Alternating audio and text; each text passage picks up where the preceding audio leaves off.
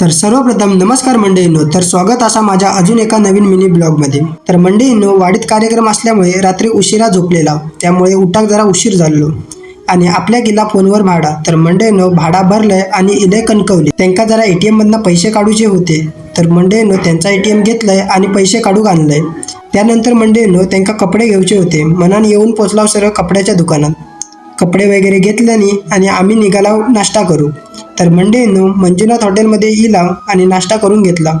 थैना पुढे त्यांची बारीक सुरीक कामं होती, त्यांनी करून घेतलेली। मंडळींनो, ऊन तर खूपच लागत होता, म्हणून आम्ही पियालाव लिंबू सरबत। थैना पुढे आरवी बेकरीमध्ये ब्रेड घेतला आणि त्यांका सरळ घेऊन इले त्यांच्या घराकडे। भाडा वगैरे घेतलंय आणि थैना सरळ निघालंय घराक जाऊ।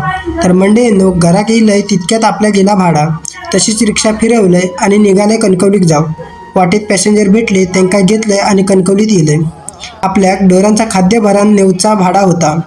थैना घराकडे जातच होतंय तर आपल्याक भेटलो राज, त्याका बाय बाय करून निघालोय भाडा सोडून।